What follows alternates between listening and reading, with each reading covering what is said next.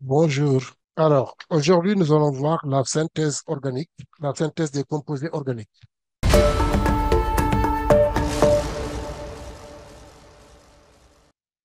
Alors, la synthèse d'une espèce chimique est la fabrication de cette espèce par transformation des réactifs.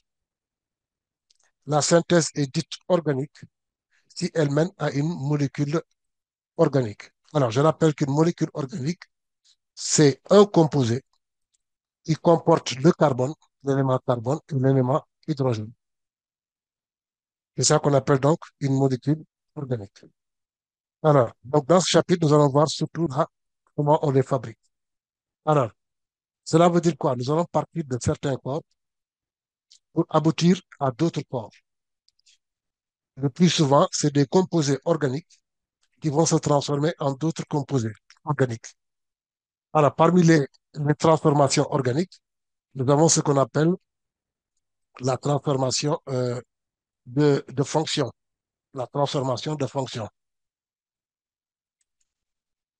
Transformation de la fonction chimique. Cela veut dire quoi, par exemple? Je passe d'un alcool, par exemple, à une cétone. Alors, cela veut dire que déjà dans ce chapitre, il faut maîtriser les composés organiques. Il faut connaître leur groupe caractéristique, leur nomenclature. Surtout ça qui est important déjà, c'est un prérequis.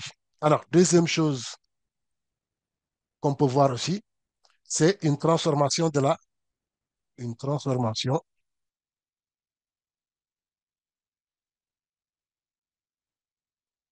la chaîne carbonée.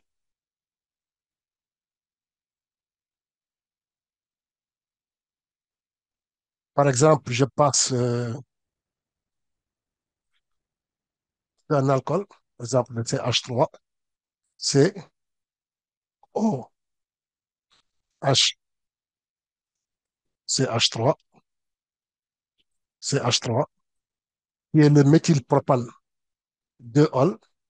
On passe, par exemple, pour arriver à CH3, CH2, COH plutôt, CH3, et puis CH3, donc ici c'est CH2. Si on regarde bien, la chaîne carbonée a changé de position. Donc, la chaîne carbonée, on a le groupe CH3 qui a changé de position. Donc, on peut bien parler de transformation de la chaîne carbonée. Alors, je rappelle que si vous avez des questions, il faudra vous faire signaler. Alors, troisième chose qu'on peut voir, c'est ce qu'on appelle une polymérisation. Bonjour. Oui, Est-ce que vous pouvez reprendre l'explication de de la transformation de la fonction, s'il vous plaît? la transformation, l'explication de la transformation de la fonction. Alors Oui, là, je pars d'un alcool. Par exemple, je peux utiliser le CH3, CH2, CH2, OH et le propane, un ol. On peut aussi dire propanol, tout simplement. Alors, par une réaction chimique, on peut aboutir maintenant à, par exemple, le CH3, CH2, C, double liaison O, H. Si vous regardez bien, il y a le groupe OH, l'alcool qui porte le groupe OH. On passe donc de la fonction alcool à la fonction aldéhyde. Là, il y a eu transformation de la fonction chimique. C'est bon, Maïcha, oui, c'est bon, merci. je vous en prie. Bonjour Ah, monsieur. bonjour. Et bonjour. Je voulais savoir là, Ah, on est à quel exercice? non, on n'est pas encore aux exercices, nous sommes au cours, au résumé du Ah, cours. ok, ok. Du cours précédent ou Là, de ce là, cours-là? là, là, je vois que votre micro marche aujourd'hui. Oui, oui, là, il marche, là, il marche. Voilà, c'est très bien. Alors, je continue s'il n'y a pas d'autres questions. Non, non, vous pouvez continuer, c'est bon. Vous pouvez continuer. D'accord. Alors, donc, on a fait donc la transformation de la fonction, transformation de la chaîne carbonée, et j'étais en dernier lieu à la polymérisation.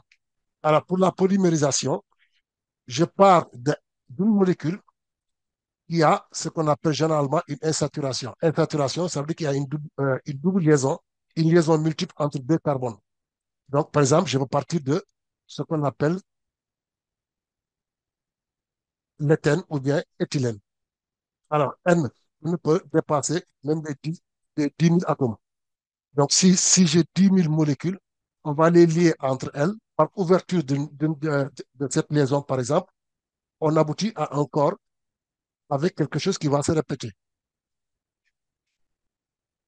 La chose qui se répète ici, vous voyez bien, on a conservé ce qu'on avait au départ, c'est-à-dire les deux carbones et les quatre hydrogènes, mais les molécules vont se lier entre elles n fois. Alors, c'est ça qu'on appelle un polymère. Alors, c'est une réaction d'addition. Donc, on ajoute des molécules qui se ressemblent. Alors, ici, cette molécule, c'est ce qu'on appelle le, le monomère. C'est la molécule à partir de laquelle on peut avoir le polymère. Donc, voilà aussi les trois types qui vont revenir très souvent dans les exercices concernant ce chapitre. Qui a d'autres questions? Moi, j'avais une question à propos de la réaction de polymérisation. En fait, Oui. si j'ai bien compris, la réaction de polymérisation, c'est une réaction entre deux atomes de carbone. Et en fait, les deux atomes de carbone, en fait, ils vont déconnecter un de leurs doublés pour pour se relier avec un autre atome ou une autre molécule. C'est ça. Bon, si je suis ta logique, je crois comprendre, mais ce que tu dis par rapport à ce que tu veux dire, il y a une différence. En fait, c'est pas entre deux atomes, c'est plutôt entre deux molécules, par exemple. Ah oui, oui, oui, je C'est me souviens. entre deux molécules. Donc, chaque molécule va ouvrir une liaison et Mhm. ça permet maintenant aux deux molécules de se lier entre elles. Donc, on passe si on a deux molécules, on obtient ce qu'on appelle un dimère. Et si j'ai trois molécules, j'obtiens un trimère, ainsi de suite, jusqu'à avoir n molécules qu'on appelle les polymères. Ah, ok. En fait, c'est Mais, voilà, en fait, le monomère, c'est juste qu'en fait, il est juste relié en fait, c'est juste entre deux molécules, mais c'est pas relié voilà, avec d'autres molécules extérieures. Mais polymère, en fait, c'est qu'après, ça va se relier avec d'autres molécules, et c'est en mhm, fonction de combien il y a de molécules qu'on va changer le nom de diomère, triomère, c'est ça, non?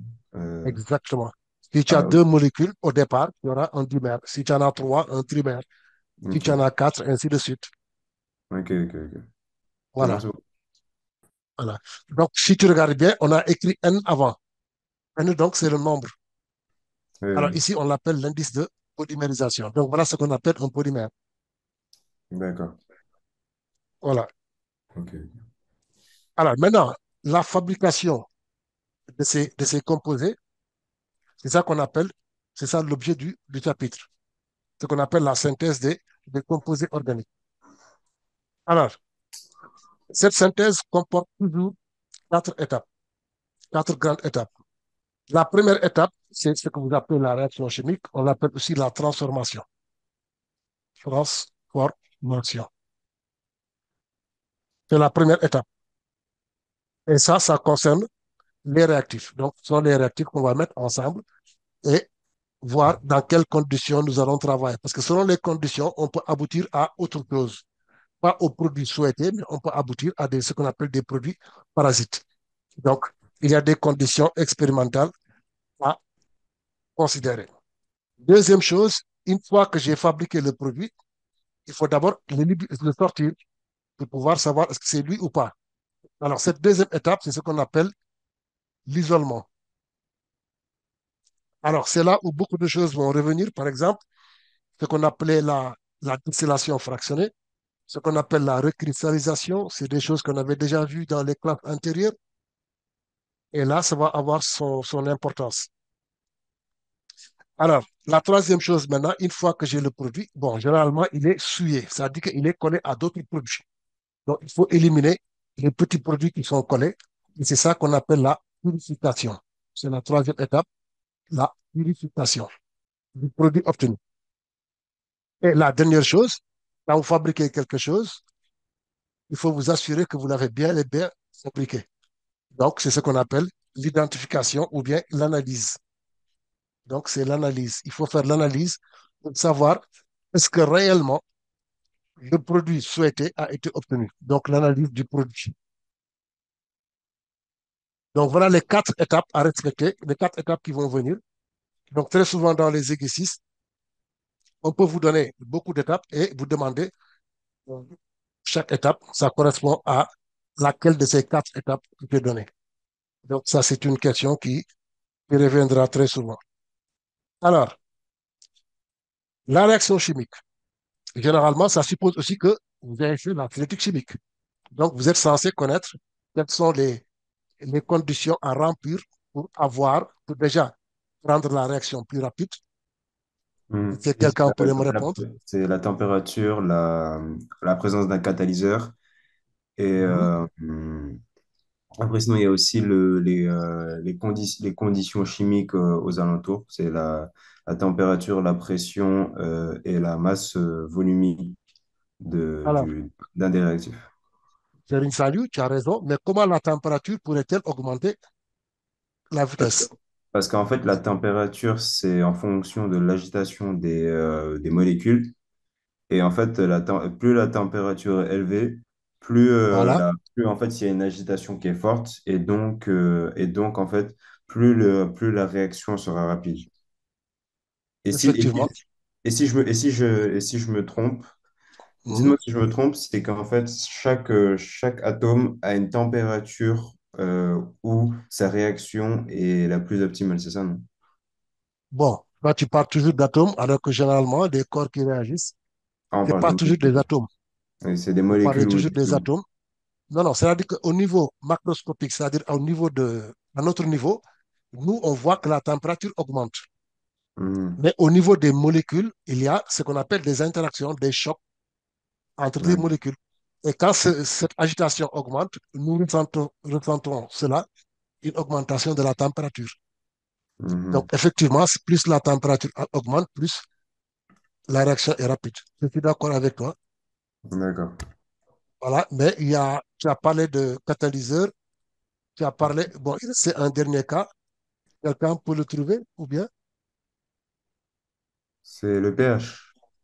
Non, c'est pas le pH. C'est pas toujours le pH. C'est quoi votre Le- question?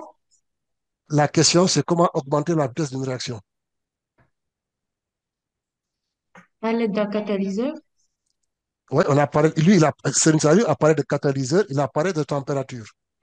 Le Ok. dernier Monsieur, cas, oui, monsieur, oui, si la concentration est plus élevée, la voilà. vitesse Là, de réaction sera plus rapide. merci, monsieur. C'est Khalil Badawi, un nouvel Oui. invité. Voilà. Donc, si on ajoute, si on augmente la concentration des réactifs, effectivement, la réaction va être beaucoup plus rapide. Donc, ça aussi, c'est des choses qu'il faut bien maîtriser dans ce chapitre. Alors, donc, ce qui fait que très souvent, quand on met les réactifs en présence, on chauffe très souvent. Mais tout le monde sait que quand on chauffe, on risque de perdre des produits. Il y a peut-être perdre parce que le réactif risque de s'évaporer. Alors, pour éviter cela, qu'est-ce qu'on va utiliser? Il y a une réponse? Non, non, je n'ai pas la réponse. Oui, tu Moi n'as non pas la plus. réponse. Toi non plus. Mhm. Les autres? Alors, ce qu'on utilise très souvent, c'est d'abord le chauffage. On chauffe pour augmenter la vitesse de la réaction. Mais quand on chauffe, on risque de perdre un des réactifs. Alors, pour éviter cela, on fait ce qu'on appelle un chauffage à reflux. Le chauffage à reflux. Alors, qu'est-ce que ça veut dire un chauffage à reflux?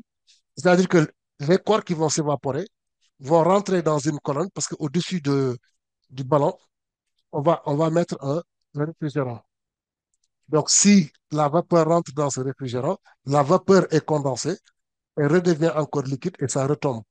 C'est ce retour qu'on appelle le reflux. Donc, ce qui fait qu'on va continuer à chauffer et que les corps, donc, c'est un chauffage sans perte de produit. Il n'y aura pas perte de produit parce que les corps qui vont s'évaporer vont redevenir encore liquides et retomber ainsi de suite. Donc, c'est ça qu'on appelle le chauffage à reflux. Donc, ça permet donc d'accélérer la réaction sans perte de matière. Alors, ça, c'est la réaction chimique. Deuxième chose, une fois que le produit est obtenu, évidemment, ça veut dire que la réaction est terminée. Alors, il y a trois choses à faire. On peut faire ce qu'on appelle une filtration. La filtration, quand est-ce qu'on utilise la filtration? Lorsqu'on a plusieurs produits dans une solution et qu'en fait on veut juste utiliser ou analyser un seul produit. Donc en fait on sépare les deux espèces en deux solutions distinctes. Comment il faut. Vous avez parlé de deux solutions. Mhm. Que les autres sont d'accord?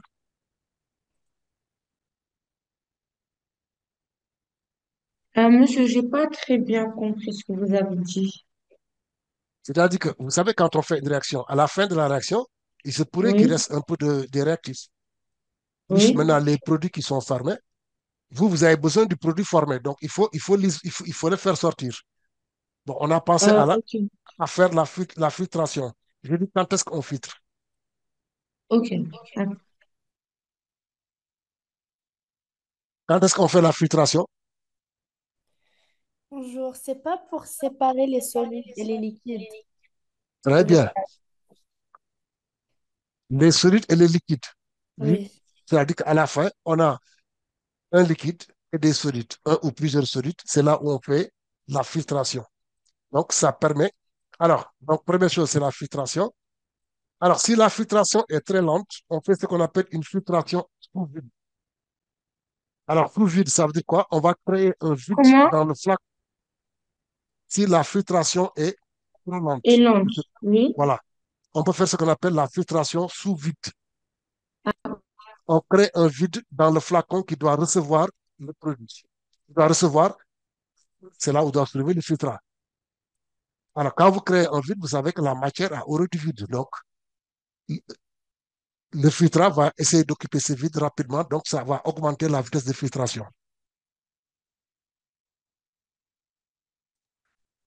Ça va?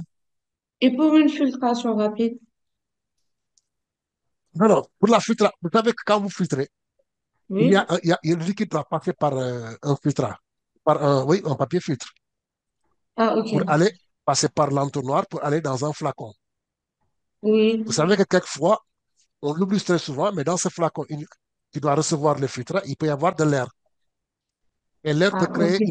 l'air peut créer donc une pression L'appel d'air. sur l'entonnoir pour empêcher le corps de tomber.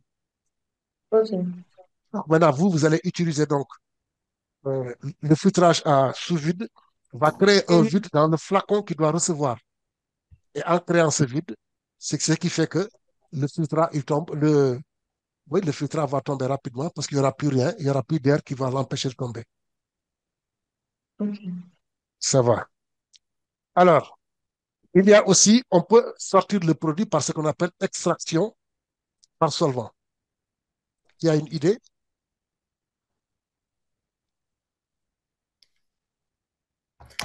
Monsieur, c'est pas qu'en fait, il y a deux espèces dans la solution. Il y a une espèce qui se dissout très bien dans l'eau et une autre qui se dissout mal dans l'eau. Et en fait, Ouais. par exemple, si on a une espèce qui se dissout bien dans l'eau, par exemple, je sais pas, quelque chose qui se dissout bien et quelque chose qui se dissout mal comme l'huile, en fait, on va rajouter de l'eau dans la solution. Et en fait, on aura une séparation entre l'eau et l'espèce qui se dissout bien et l'espèce qui se dissout mal comme l'huile. Voilà. Tu es bien dans ta leçon parce que toi, tout ça, on l'a déjà vu en classe de première, hein. Je rappelle que ça fait partie, donc extraction par solvant. On a une solution. Quand on dit solution, c'est un mélange homogène. Donc, il y a déjà le soluté dont on a besoin qui est déjà dissous dans le solvant. Maintenant, on veut le séparer du solvant. Alors, on va utiliser un autre solvant dans lequel il est beaucoup plus soluble. Il est beaucoup plus soluble. Mais attention, les deux solvants ne doivent pas être miscibles. Donc, si vous mettez le deuxième solvant, il suffit seulement de remuer le soluté va se dissoudre dans le nouveau solvant qu'on a ajouté, parce qu'il est beaucoup plus soluble dans le deuxième que dans le premier. Donc, il va sortir du premier. Mais il faudrait aussi que les deux solvants ne soient pas miscibles. Et ça, donc, extraction d'une espèce. Alors, j'avais parlé aussi de la... Alors, les trois choses qu'on vient de voir, c'est-à-dire la filtration simple, la filtration sous vide et l'extraction par solvant, d'après vous, ça appartient à quelle étape? Les trois étapes que je rappelle, donc transformation, isolement, purification, analyse. Les trois qu'on vient de donner, c'est-à-dire filtration simple, filtration sous vide et l'extraction par solvant. Alors, ces trois appartiennent à quelle étape ici, d'après vous? À la L'isolement. transformation. Non, la transformation, c'est la réaction chimique. L'isolement. C'est l'isolement. Bien sûr, c'est l'isolement. C'est bien. Alors, il y a les autres qui ne participent pas trop. Bon, je crois que vous comprenez quand même. Il y a beaucoup d'élèves, mais on dirait qu'il n'y a que deux ou trois qui participent. Alors, je vais passer maintenant à autre chose, c'est-à-dire ce qu'on appelle la distillation. Vous savez que la distillation, quand est-ce qu'on l'utilise?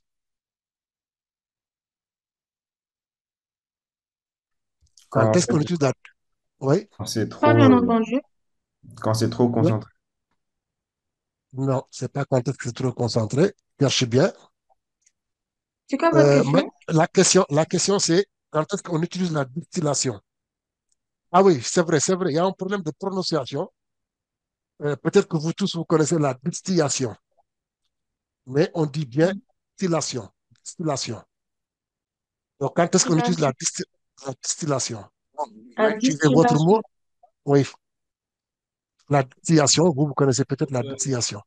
C'est pour Oui. évacuer l'eau qui est dans un mélange, comme ça on va savoir les autres particules. Attention, la distillation, d'abord, je vais vous aider un petit peu. On l'utilise quand le mélange est homogène, hein. Quand le mélange n'est pas homogène, s'il s'agit de solide et de liquide, on fait la filtration. Mais si le mélange est homogène, c'est-à-dire vous avez mélange liquide-liquide, là, vous ne pouvez plus utiliser la filtration. Donc, vous allez utiliser la distillation. Donc, on utilise... Ah, salut sec qui lève la main. Oui, salut. Euh, pour séparer la solution avec de l'eau, par exemple, quand on veut enlever l'eau d'une solution, bah, on chauffe ça pour que l'eau sorte en ébullition et soit en gaz pour enlever l'eau et après on garde juste ce qu'on voulait au début. Bon, tu es un peu sur la voie, mais sauf que tu donnes toujours des cas particuliers. Dans le cas général, donc, on utilise... Alors, il y a Khalil Badawi qui lève la main. Monsieur, excusez-moi. En fait, c'est juste, est-ce que vous pouvez un peu revenir sur l'étape du isolement où vous parlez des différentes filtrations? Oui, la première filtration, bon, c'est celle que vous avez apprise depuis la classe de quatrième. Vous versez le mélange dans sur du papier filtre qui est dans un entonnoir et l'entonnoir est posé au-dessus d'un flacon. Donc, quand vous versez, effectivement, l'eau va descendre. Ok. Jusqu'à présent, tu me suis. Ouais. Bon, maintenant, il se pourrait que la filtration soit trop lente. Quand elle est trop lente, alors que vous êtes pressé, alors, on peut faire une chose. On peut faire ce qu'on appelle une filtration sous. C'est-à-dire qu'il y a un appareil qui est branché, c'est un récipient qui est branché au robinet, et l'eau du robinet en coulant va créer un vide dans le flacon qui doit recevoir le liquide.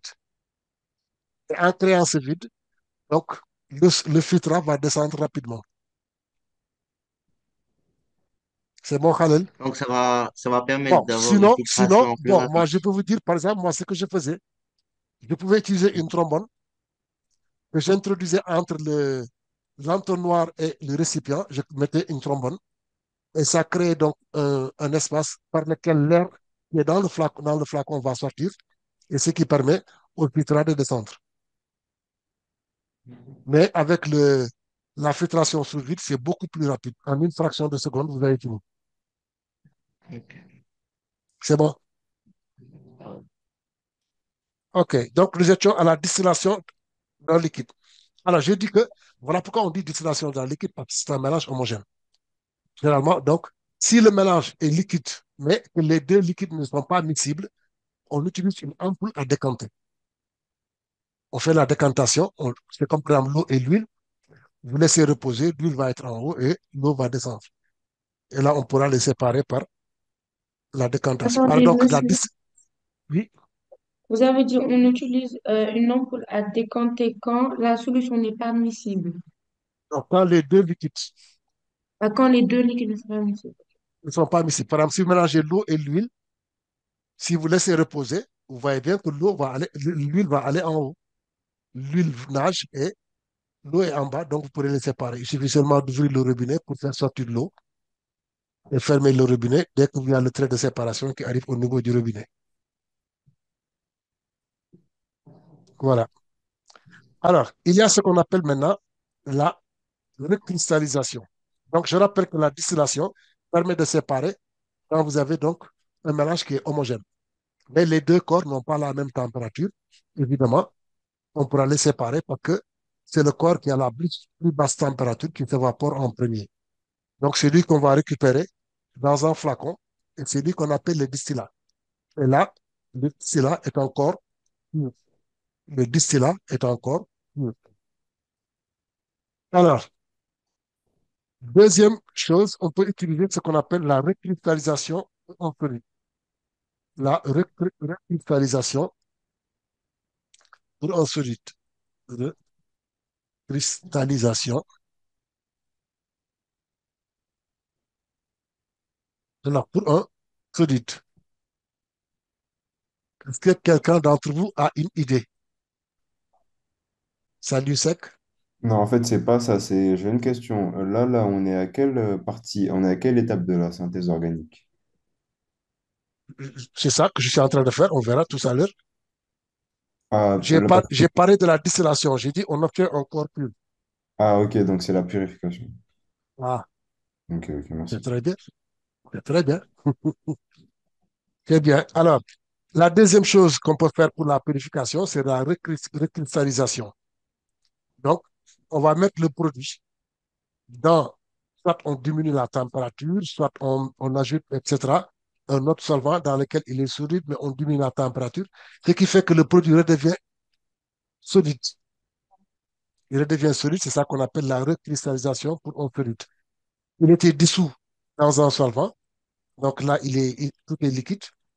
Vous le mettez dans un autre solvant où il est plus soluble, mais dans ce solvant aussi, dès qu'on le met, on va peut-être changer les conditions de la température et on retrouve donc le corps sous forme de solide. Parce qu'avec le premier, on ne peut pas les séparer maintenant. Donc, on le met dans un autre solvant dans lequel il est beaucoup plus soluble, comme on avait fait tout à l'heure quand on parlait de séparation par solvant. Mais après, il faudra peut-être diminuer la température. Si on diminue la température, on voit qu'il est soluble dans ce corps à chaud, mais il n'est pas soluble dans ce corps à froid. Donc, il redevient solide. Après, on fait la filtration. Alors, ces deux étapes, comme Salou vient de nous le dire, ces deux étapes appartiennent à ce qu'on appelle la purification. Donc, voilà des choses qui nous permettent de savoir que vraiment, le produit qu'on a obtenu, il est unique.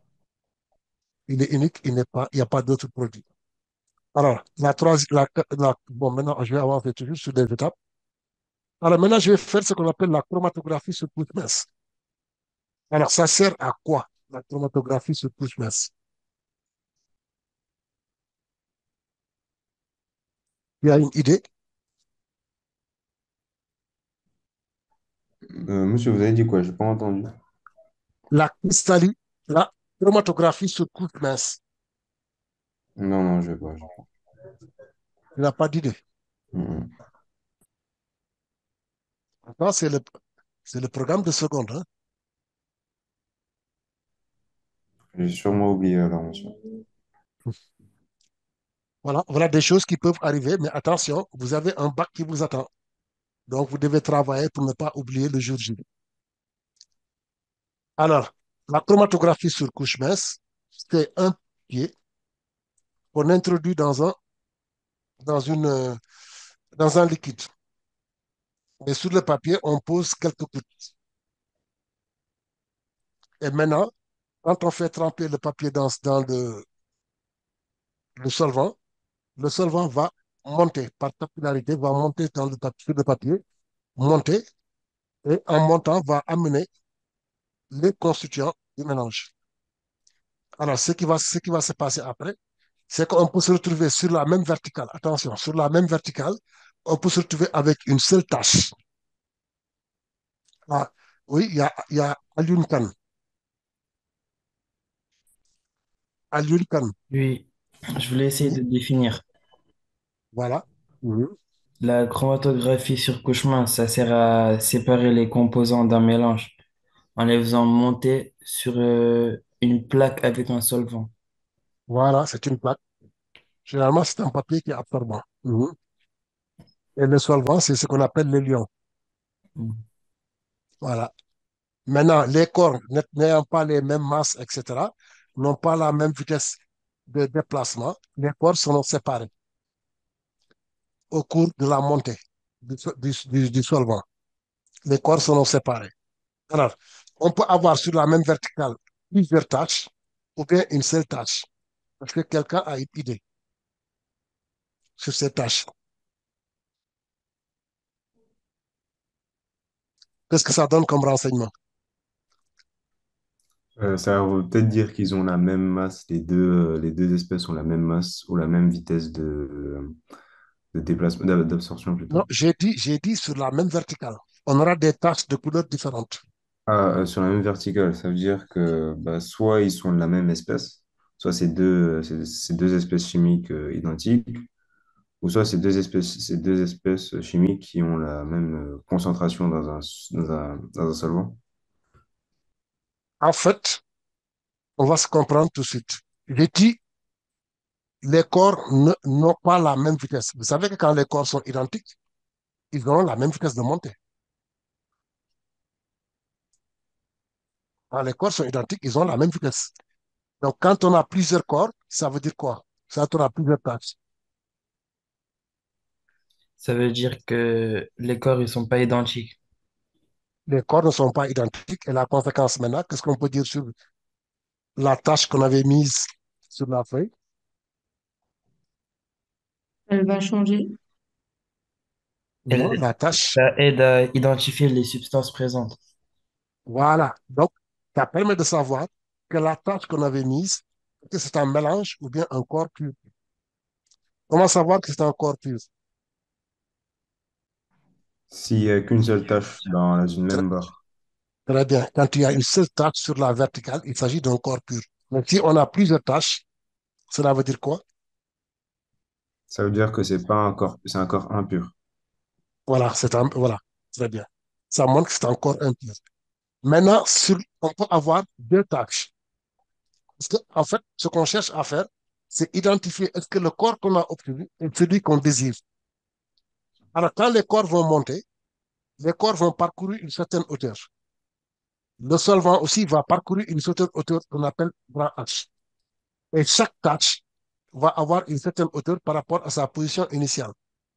Le rapport de petit h sur grand H, c'est ce qu'on appelle le rapport frontal. Et le rapport frontal est une caractéristique pour un corps pur. Donc, qu'est-ce qu'on fait? Sur la même tâche, sur la même feuille, on met d'abord une tâche, le produit de référence, c'est-à-dire le produit qu'on veut obtenir. Je mets sa tâche et je vois jusqu'où ça va progresser.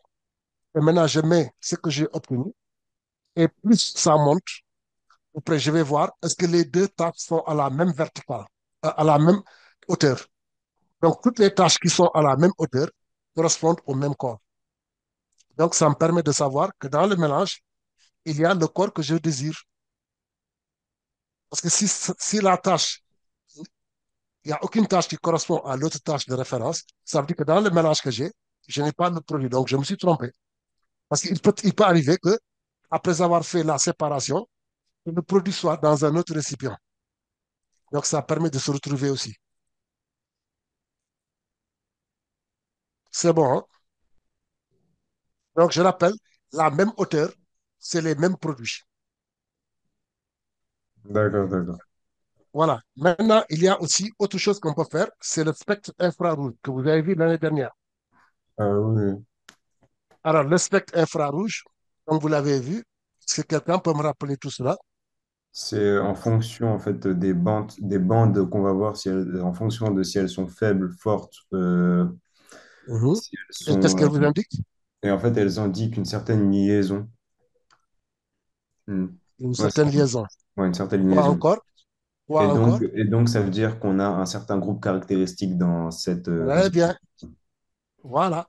Je pars de l'alcool. Vous savez que l'alcool Et a une bande vive qui parle. on peut aussi à voir l'autre- ces caractéristiques grâce aux vibrations des liaisons chimiques. Parce que Voilà. les atomes, leur liaison, ça va vibrer avec l'infrarouge. Ouais. Mais c'est tout ça. Ça dit que les vibrations, les rotations, tout ça, ça correspond à des énergies et ces énergies sont données par les courbes. Mais chaque courbe, chaque type correspond à un groupe caractéristique, comme l'a dit tout de suite Salyugué. Donc, ça permet de savoir quelle est la fonction chimique qui se trouve dans mon corps, le corps que je viens de fabriquer. Et là, effectivement, si je parle de l'alcool, nous savons que l'alcool a un groupe OH vers les 3200, alors qu'une bande large, etc., l'alcool qui est Mhm. liquide. Et si j'arrive, par exemple, à fabriquer une cétone, avec l'acétone, je dois être avec une bande aux environs de combien? Je sais pas, vu que nous, dans les exercices, on nous donne directement le tableau des Ah, bandes. d'accord. Mais vous savez, les exercices, plus on en fait, plus certaines choses restent en tête. Alors, Ouais. donc, on doit avoir C'est une pas bande vers 400 à 800. 1002. C'est pas 400 à 800. Non. Et que déjà, toutes les bandes qui sont inférieures à 1500, on n'y touche pas. Ah, ok. Toutes les bandes qui viennent après 1500, on n'y touche pas. Donc, c'est à partir de 1500. Donc, la bande, c'est vers 1750. Les caractéristiques du groupe carbonyle, c'est double liaison O. C'est bon? Alors, autre chose aussi. Alors, le corps formé a ce qu'on appelle le corps formé est solide, hein. C'est un corps qui est solide. Alors, comment savoir, si j'ai un solide, comment savoir que le corps est celui que je désire? Qu'est-ce que je dois faire pour savoir que le corps qui est formé, qui est sous forme de solide, comment savoir si il est là ou pas? On peut le peser, non? Si tu pèses, tu obtiens une masse. Et une Oui, masse, on et te en donne fait, après, une masse. avec cette masse-là, on va utiliser la quantité de matière et ça va nous donner Comment tu vas calculer la quantité de matière? on va faire le volume fois la concentration qu'on faisait au préalable. Non, tu ne sais pas si le corps que tu viens de fabriquer Ah oui, est oui. est le corps désiré. Bah, si c'est ça, on va faire la masse sur la masse molaire de la solution qu'on cherchait. Non, on a un solide, on cherche ce qu'on appelle la température de fusion. Vous savez que la température de fusion est une caractéristique d'un corps pur. Donc, on va utiliser ce qu'on appelle le banc de Koffler. Un banc de Koffler, c'est une plaque, un banc de Koffler.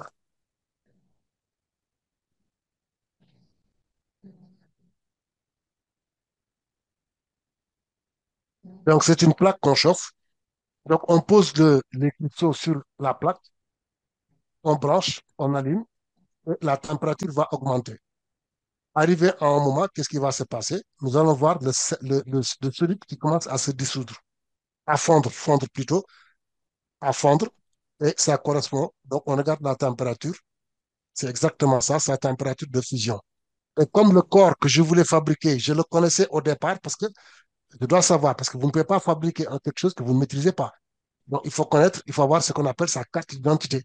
Donc, on doit connaître sa température de fusion, sa température d'ébullition, etc., etc. Donc, une fois qu'on l'a fabriqué, il est sous forme de solide, on peut mesurer sa température. Et si la température qu'on trouve pour les cristaux formés, si ça correspond à la température que je connaissais, je peux dire que le produit que je viens d'obtenir, c'est bien le produit désiré. Alors, on peut aussi utiliser la température d'ébullition. On peut chauffer et voir que ça correspond à la température d'ébullition que je connais. Ça vous voit? Ah oui, oui, c'est bon, c'est bon. Bien sûr. C'est bon, hein? Oui, c'est clair. Alors, donc, ça va, tout le monde a compris les quatre étapes. Les quatre étapes, Oui, c'est les bon. quatre étapes, on les connaît maintenant. Alors, bien sûr, maintenant, ce qui reste à la fin, c'est de calculer ce qu'on appelle le rendement. Parce que fabriquer un produit aussi, si le rendement n'est pas bon, c'est pas intéressant. Alors, comment on calcule le rendement?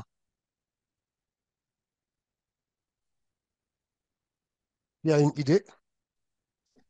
Monsieur, Oui, on va faire exemple l'énergie utile, par exemple, sur l'énergie fournie. ça c'est bien, mais nous sommes en chimie, nous ne sommes pas en physique. C'est la On va faire, quantité de matière obtenue Très bien, expérimentale sur la voilà. quantité de matière Alors, qu'on aurait quantité de pu, matière obtenue sur, vous avez dit, sur la quantité de matière qu'on aurait pu obtenir. alors comment on l'appelle? La quantité de Euh, matière qu'on devrait obtenir, La quantité de matière théorique, non? théorique, exactement, théorique. Alors, la quantité de matière théorique. Il y a Khalil Bedawi qui lève la main toujours. Mhm. Monsieur, en fait, vous pouvez faire un bilan des quatre étapes que vous avez expliquées tout de suite. Oui, je rappelle les quatre étapes. La première étape, c'est la transformation. C'est la transformation chimique. C'est-à-dire que c'est quand on met les réactifs, la transformation chimique.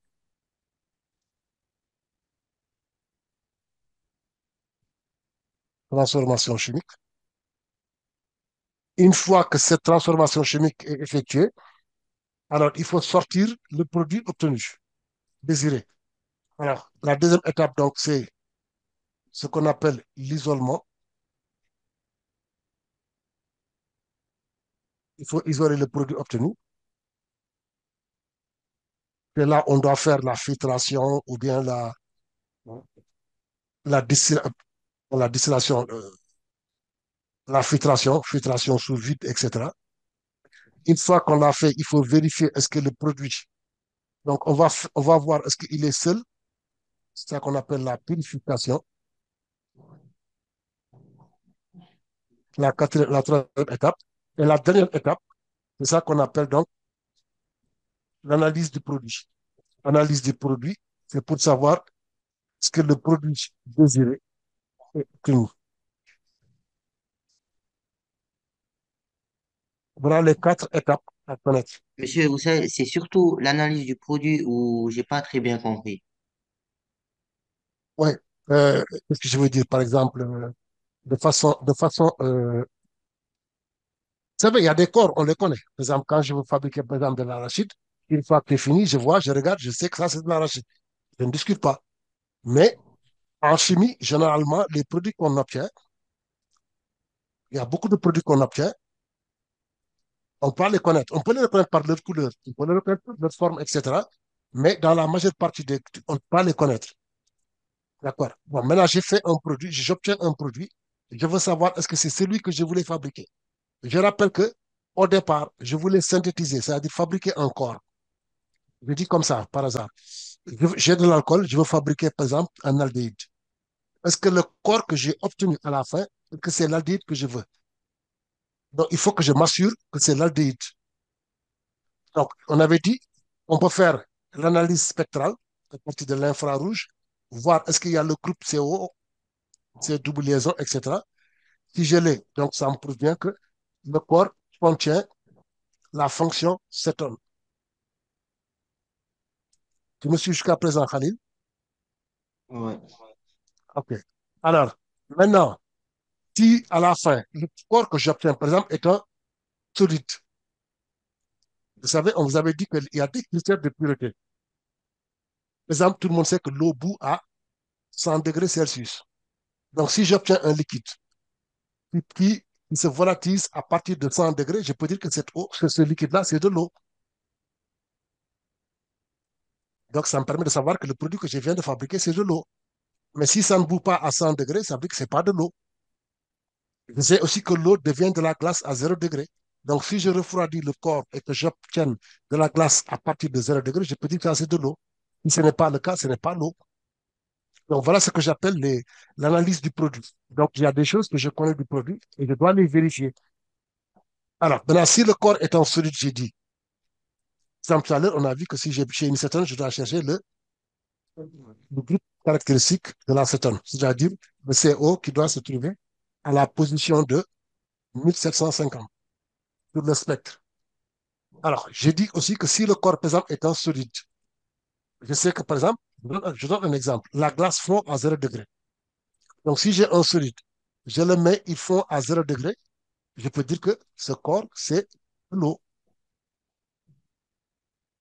Donc, le corps que je veux fabriquer, je connais sa température de fusion, je prends quelques pincées seulement, hein, du produit que je viens de fabriquer, je mets ça sur ce qu'on appelle le banc de Koffler, et le banc de Koffler va me permettre, dès que le corps, parce que la température va augmenter, arriver à une température, je vais voir que le produit, il commence à fondre. Et c'est ça qu'on appelle la température de fusion. Si cette température de fusion correspond à la température de fusion du corps que je désirais, tu vois, je peux dire que je viens de fabriquer le corps. Donc, monsieur, la banque de Koffler a permis de valider l'analyse du produit. Oui, mais surtout ce qu'on appelle la température de fusion. Ça ne sert à qu'à ça, la température de fusion. C'est bon. Ouais, Hmm.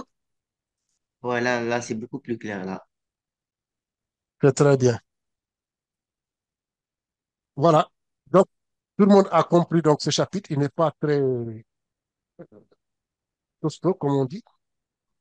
Il suffit seulement de reconnaître les étapes à suivre, de connaître les étapes, et puis de savoir calculer un rendement, de savoir quelles sont les conditions expérimentales, pourquoi on a ajouté tel corps, est-ce que c'est un réactif, un produit ou bien un catalyseur, pourquoi on chauffe,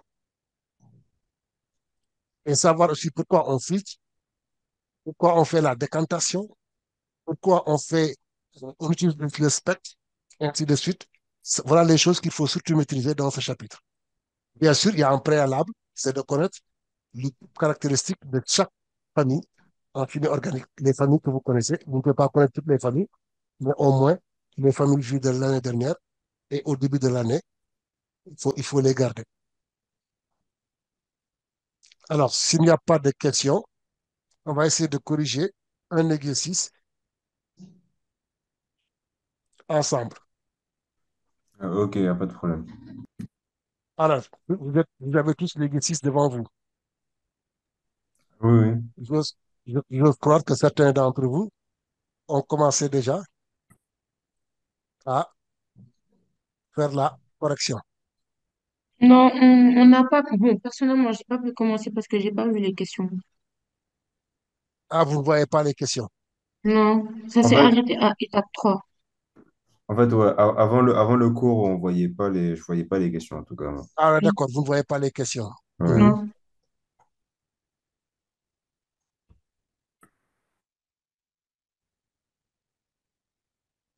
Ah, voilà. Vous voyez maintenant les questions. Oui, oui, non, en fait, là, tout à l'heure, on voyait les questions, mais en fait, c'est que avant le cours, j'avais pas Mhm. eu accès au sujet là. Du coup, j'ai pas pu faire ça au préalable. D'accord. Bon, on va essayer de répondre aux questions ensemble dans ce cas. C'est Ouais. bon pour tout le monde? Oui, oui, c'est bon, c'est bon. Voilà. Donc ici, Oui, vous avez donc la réaction entre ce qu'on appelle l'acide téréphthalique et le glycol. Donc c'est une réaction.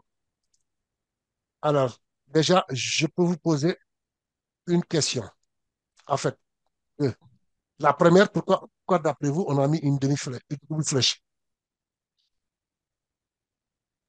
Parce que parce la que la réaction réaction, est elle est inégale. totale.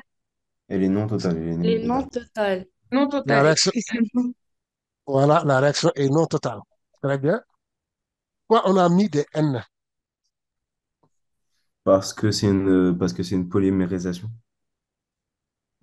Non, c'est pas une polymérisation. Vous êtes un peu sur la voie, mais c'est pas une polymérisation. Parce que polymérisation, on n'avait qu'une seule molécule au départ. En fait, un seul type de molécule. Là, vous en Mhm. avez deux. Mais l'idée est bonne, hein, déjà. C'est une salive. Ok, ok. Donc là, c'est une... Bon, en fait, ça veut dire que c'est une réaction qui va se répéter N fois. Ah, ok, ok, ok. Parce que si on n'avait pas mis les N, on allait avoir une seule réaction. Mais là, si vous regardez bien, c'est une réaction qui va se répéter N fois. Alors, le corps qu'on obtient, on le nomme PET. Mais en fait, c'est le polytéraphtalate d'éthylène. Alors, les conditions expérimentales. Première étape, on nous dit on introduit dans un ballon 20 grammes d'acide téraphthalique et 40 millilitres, puis le mélange est porté à reflux sous vide pendant 5 heures. Le produit A éliminé au cours de la transformation, le produit A, parce que si vous regardez bien, il y a un grand A. Le milieu réactionnel obtenu à l'issue de la transformation est visqueux, de couleur brune grisâtre. Alors, première question, avant de faire, il y a des questions qui peuvent venir comme ça. On peut vous demander est-ce qu'il y a une transformation chimique? Comment peut-on savoir qu'il y a une Vous pouvez transformation chimique? remonter pour qu'on voit les questions. Non, non, non, non, non, non, c'est une question que je pose moi-même. Seulement Ah, ok. à partir de ce qu'on vient de vous poser. Est-ce que vous avez une idée, quelque chose qui vous montre qu'il y a eu une transformation chimique?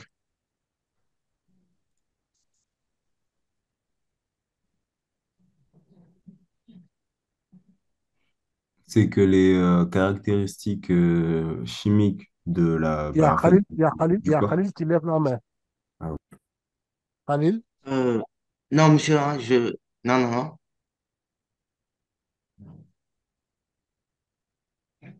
et Mezzo Khalil, Monsieur, oui, Non, ça, par c'est Mehdi, rapport ça. c'est Mezzo Khalil ouais, qui a levé la main. Oui, euh, normalement, la réaction, c'est une transformation chimique parce qu'il y a eu la formation de nouveaux corps. la formation de, Nouveaux corps. Ça veut dire qu'il y comment a tu sais, eu comment tu sais qu'il y a eu un nouveau corps? voilà, les réactifs. Ils ont réagi entre eux, mais ils ont donné de nouveaux produits. Ils ont donné des produits. En fait, ils ont donné de nouvelles molécules. Oui. En fait, comment savoir quelle réaction a eu lieu? Parce qu'on vous dit que à l'issue de la transformation, le mélange est visqueux, ce qu'on n'avait pas au départ. Donc, ça a changé de forme, de couleur. Il y a une couleur brune grisâtre qui est apparue. Ça montre bien qu'il y a eu transformation chimique. Attention, c'est des questions qui peuvent venir, Ok. même si ce n'est pas posé dans le sujet. Voilà des questions qui peuvent intervenir, hein. Alors, deuxième étape, ce milieu réactionnel obtenu est traité par plusieurs lavages. Là, je crois que tout le monde a compris. À l'éthanol et au pentane. Alors, pourquoi on utilise l'éthanol? Parce que vous savez tous que les deux corps ne sont miscibles que s'ils ont le même type de polarité. Une molécule qui est polaire se dissout dans une autre molécule qui est polaire aussi. C'est le cas de l'éthanol qui est polaire. Donc, tous les composés polaires vont se dissoudre dans l'éthanol. Alors que les composés qui sont apolaires ne pourront pas se dissoudre dans l'éthanol, mais vont se dissoudre dans le pentane, qui est encore apolaire. Donc, ça aussi, c'est des choses que vous êtes censé savoir depuis l'année dernière. Alors, ce milieu est ensuite séché et analysé par chromatographie, par spectrophotométrie infrarouge. Alors, ici, on vous donne le tableau, un tableau qui vous donne des idées sur les réactifs, parce que les questions peuvent toucher. Alors, on vous dit que le produit A de la transformation est éliminé en continu Chaque fois qu'il se forme, on l'élimine. Mais là, on ne vous dit pas comment on l'élimine. Mais sachez qu'il est éliminé. Alors, la première question, on va essayer d'y répondre. Je pense que c'est pourquoi le chauffage à reflux. Quel est le rôle du chauffage à reflux? Je peux répondre. Hmm? Je peux répondre. Oui, Le rôle du chauffage à reflux, c'est d'accélérer la réaction sans perte de matière. magnifique, c'est très bien. C'est très bien. Alors, indiquez maintenant les précautions à prendre pour la manipulation des réactifs. Je peux répondre? Attendez, il y a quelqu'un qui a levé la main, c'est C'est moi. Yasmine. Oui. Yasmine. Oui. Donc, c'est porter des gants et des lunettes de protection, car l'éthylène glycol il est irritant. Travailler sous haute pour éviter l'inhalation de vapeurs toxiques et éviter toute source de flamme, car certains produits sont inflammables. D'accord. Portez Porter des lunettes et des gants de protection. des lunettes, mhm, des gants de protection. Oui, car l'éthylène glycol est irritant. D'accord. Donc, portez des gants, portez des lunettes, portez des... Quoi Trava- encore? Travailler sous haute pour éviter l'inhalation de vapeurs Euh, toxiques Ça, c'est très bien. Travailler sous haute, et éviter toute source de flamme. éviter toute source de flamme. Oui. Toute source de flamme. La blouse aussi. Alors, quoi, tu as dit, euh, bon, porter des gants, tout ça, on connaît, lunettes, tout ça, on connaît. Effectivement, gants de protection. Je crois qu'on a oublié aussi une chose, c'est quoi? C'est la blouse. C'est la blouse, bien Oui. sûr. Porter la blouse. Mhm. Alors, pourquoi tu dis travailler sous haute, C'est euh, Yasmine? c'est pour éviter l'inhalation de vapeurs toxiques. Très bien. Voilà. On a dit que l'éthylène est irritant pour les yeux et les voies respiratoires. Donc, il ne faut pas les respirer. On va travailler sous la haute. Maintenant, pourquoi éviter toute source de flamme? Car, certains produits sont inflammables. Voilà. Attention, tu ne dois pas répondre dans le cas général. Tu réponds par rapport à ce qui est donné dans l'exercice. Ah, ok, d'accord. Hein, c'est bien, hein? Donc, on voit que c'est inflammable, donc c'est quelque chose qui peut s'enflammer, explosif qui peut exploser aussi. C'est bien. Alors, donc, voilà les précautions à prendre. Alors, maintenant, on est à la question 3. On demande d'identifier la molécule A formée. Qui a une idée?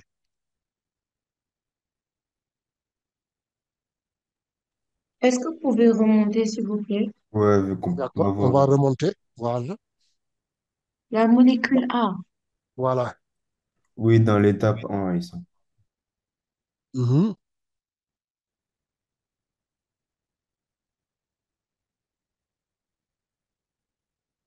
Oui, je vous écoute.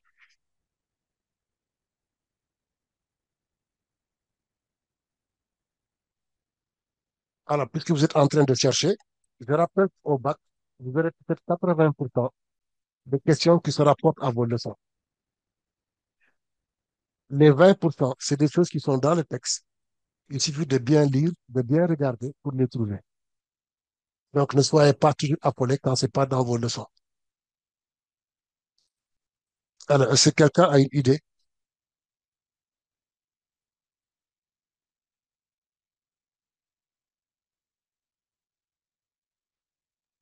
Moi, je pense que je sais ce que c'est. Hmm? C'est pas la molécule d'eau.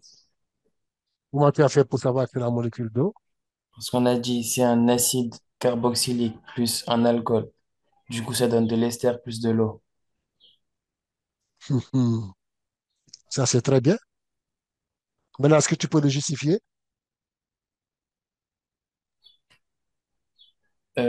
là, on voit, c'est à partir de ce qu'on nous a donné, acide tétralique et éthylène de glycol.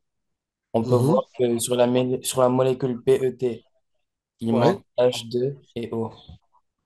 mais ça c'est bien déjà. Alors, si on regarde bien, si on essaie d'utiliser les formules brutes, on a N,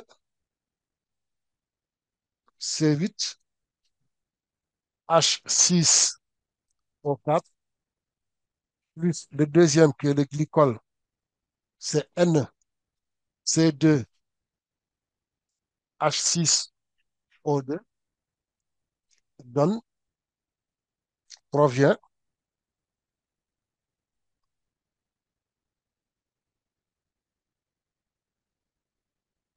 provient de. Alors, là, on obtient donc le PET, sa formule brute, c'est C'est C10, C10, merci, H10, H, H10, H, H10, non? H10, Et O, après, O5. 5, Oui, oui, c'est H2O. ouais, O5, plus maintenant H2O. 2N moins 1. Alors, qu'est-ce qu'on fait pour trouver? On va faire ce qu'on appelle la conservation des éléments chimiques, des atomes. Ouais. Donc, on va commencer par ce qu'on appelle le carbone. Vous suivez? Alors, à gauche, on a combien de carbone? On voit que sur le premier, on a 8N plus 2N. À droite, on a seulement on a 10. 10 carbone. On a Mhm. 10. On est tous d'accord. Oui. Alors, Oui. si j'ai sauté ici, je pense que j'ai sauté quelque chose. C'est quoi? J'avais oublié le N ici. Parce que si on regarde bien, l'ensemble est entre crochets, il y a le petit N. Ah oui, le On petit avait N en oublié le bas. N. Donc, ça fait 10 Mhm. N, hein. Tout le monde le Oui. voit. Donc, on voit que le Mhm. carbone est conservé. Mhm. Après, je fais quoi? L'hydrogène. Hydrogène. Alors, pour l'hydrogène, on a 6N Le 6N. plus 10N encore, égal, de l'autre côté, qu'est-ce qu'on aura? 10N On a 10N seulement. uniquement. On voit que c'est pas, Ça veut dire qu'il en manque deux. il en manque Il en deux. manque deux, c'est ça. Donc, dans le corps A, il nous manque Deux deux hydrogènes. H. Il y a deux H là-bas. Bon, c'est bon. Hmm. Mhm. Alors, après, il y a ce qu'on appelle l'oxygène, hein. Pour l'oxygène, Oui.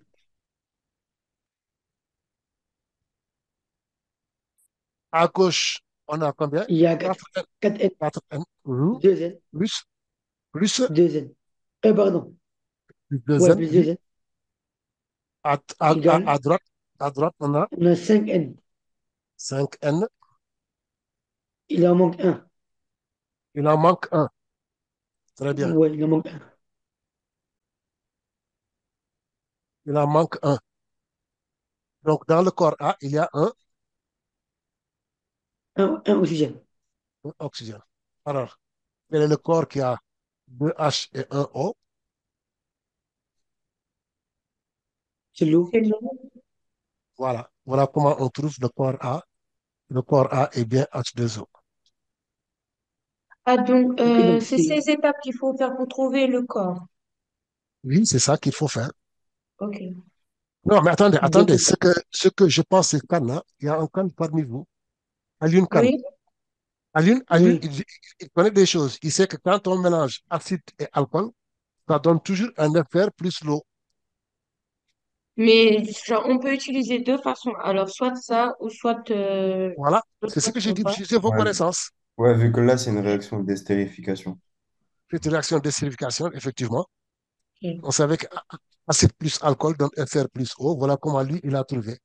Mais quand je lui ai demandé de le prouver, bon, il ne pouvait pas. Donc là, vous l'avez prouvé. C'est bon? Oui, oui, c'est bon. Ouais, c'est bon. S'il y a des questions, vous posez, hein. Alors, maintenant, on va à la troisième question. Non, la quatrième question. Alors, on Ouais, vous demande quatrième question. quel est l'intérêt d'éliminer la molécule A. Quoi, chaque fois que A se forme, on l'élimine. Pourquoi on élimine le corps A?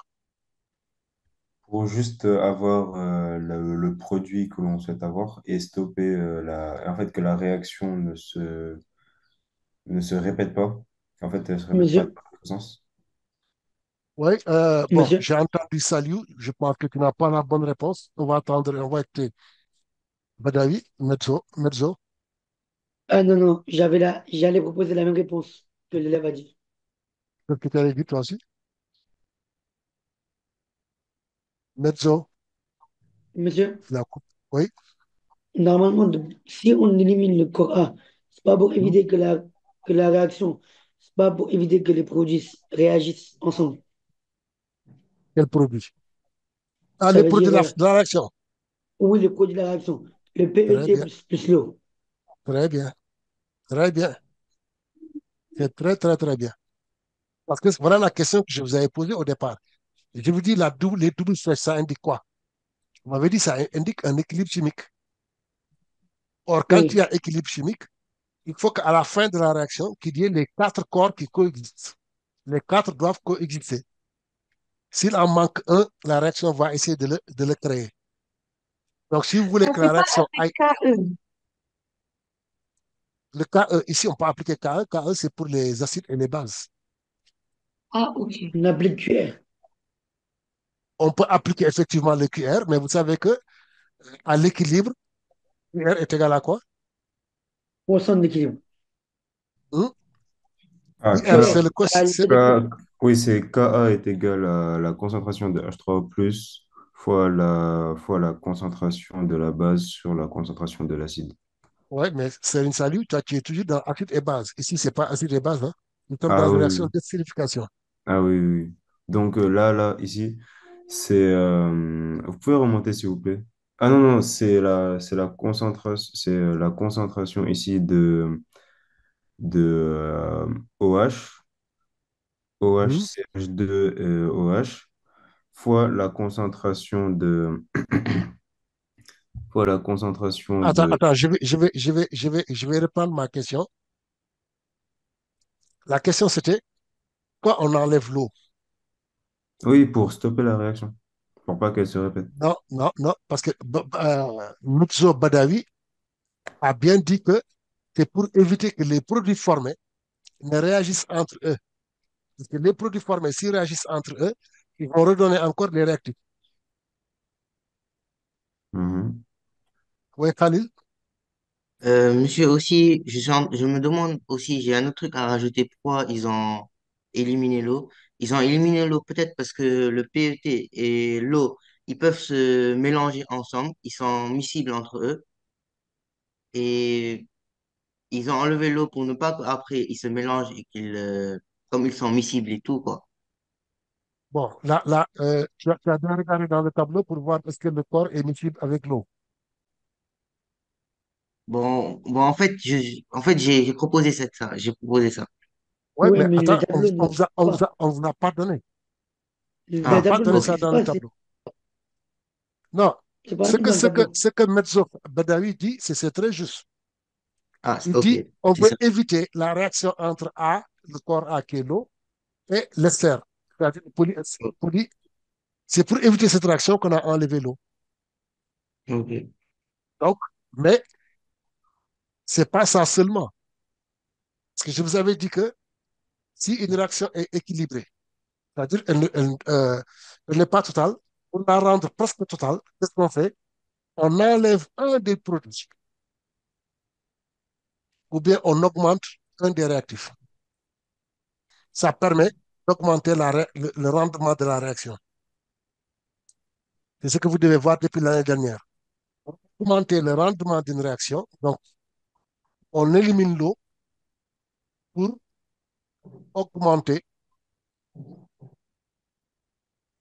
pour augmenter le rendement de la réaction.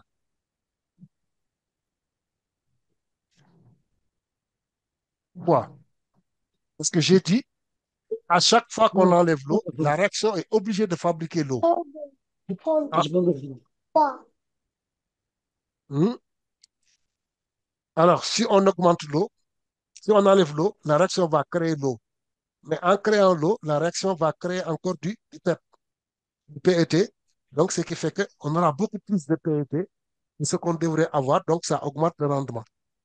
Et ça fait partie aussi du chapitre que vous devez voir depuis l'année dernière. Donc, augmenter le rendement de la réaction, il faut éliminer un des réactifs, un des produits au fur et à mesure de sa formation, ou bien augmenter un des réactifs. Et le réactif qu'on augmente, c'est généralement le réactif en nectar. Oui, Khalil, Je voulais savoir, monsieur, en même temps, en éliminant l'eau, ça va pas permettre de plus se rapprocher de la valeur de KE, de la constante d'équilibre. la constante d'équilibre, on l'appelle KR, c'est pas KR. Non, Ah, pardon, KR, ça va pas permettre qu'on se rapproche plus de cette valeur en non, ça veut dire que calculant le... j'ai compris, si on laisse une réaction s'effectuer normalement, euh, la réaction va évoluer de telle sorte que QR soit égal à KR. Et c'est en ce moment que la réaction s'arrête. Parce que QR doit toujours aller vers KR. Mais ici, on enlève l'eau, comme l'a dit Mezzo, on enlève l'eau pour que la réaction inverse ne s'effectue pas. Et si la réaction inverse ne s'effectue pas, c'est la réaction qui va faire cela. Parce que si vous enlevez l'eau, R va être égal à 0 dans le mélange. On n'aura pas d'eau. Donc, si on calcule le quotient de réaction, il va être nul. Or, le QR doit être égal à KR. Donc, il va essayer d'aller tout seul vers KR. Et voilà comment on va augmenter. Donc, son but réel, c'est d'augmenter le rendement de la réaction. C'est vrai que ce Monsieur, que Mezzo a dit, c'est juste. Oui. euh, le fait qu'on élimine l'eau, c'est pour permettre d'avoir le produit souhaité, ça veut dire l'ester. Non, là, nous sommes à l'étape de la transformation. Hein. Mhm. Nous sommes à l'étape 1 de la transformation, de Ah, la ok. réaction. Mhm. Maintenant, ce qu'on veut, c'est obtenir le produit, mais en grande quantité. Ça, on reviendra plus tard. Mais pour le moment, nous sommes seulement D'accord. à l'étape de la transformation. Donc, la question 4, c'est bien, on élimine l'eau pour augmenter le rendement de la réaction. C'était ça la réponse à la question. Alors, pour la question 5, on vous dit nommer les étapes 1, 2 et 3 du protocole expérimental. Il y a une réponse. Est-ce que vous pouvez remonter? Mhm. Monsieur? Non, attendez, je pense que c'est Maïcha qui parlait, ou bien? D'accord, Oui. Bedzo, Non, non, non, il peut répondre, il peut répondre. Non, c'est d'accord. juste par rapport à la question 5 quand il demande de nommer les étapes 1, 2 et 3. C'est Oui, par rapport à pourquoi? ce que vous avez dit, isolement en L'étape 1, purification. Est-ce que c'est ça? c'est l'étape, Pour les nommer, on vous entend mal. on... Ah, par rapport à la question 5 Oui, l'étape quand 1, il faut ça le correspond nommer, à quel... C'est quoi? mais quand il faut le nommer par rapport, quand il faut nommer les étapes, c'est par rapport à les étapes que vous avez données avant. Voilà, voilà, c'est ça. Ok. Maïcha, parce que Mezzo n'a pas... Oui, Maïcha. Attendez, Attendez, je suis en train de réfléchir. Il y a Yasmine qui lève Oui, la main. Yasmine, elle peut faire. Excusez-moi, est-ce que c'est pas la réaction entre l'acide Très téréphtaline bien, et l'éthylène très bien, glycol sous reflux. très bien. C'est la, c'est la transformation.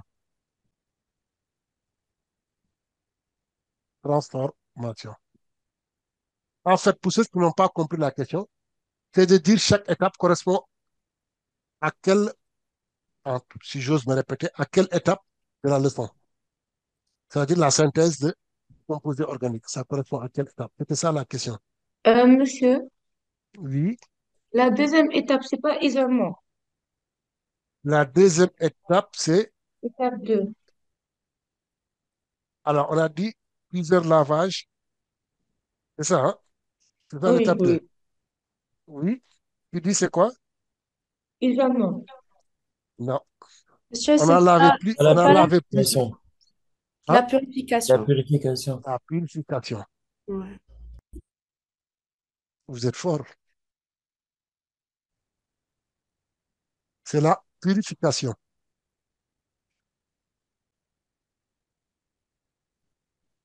Monsieur, Oui.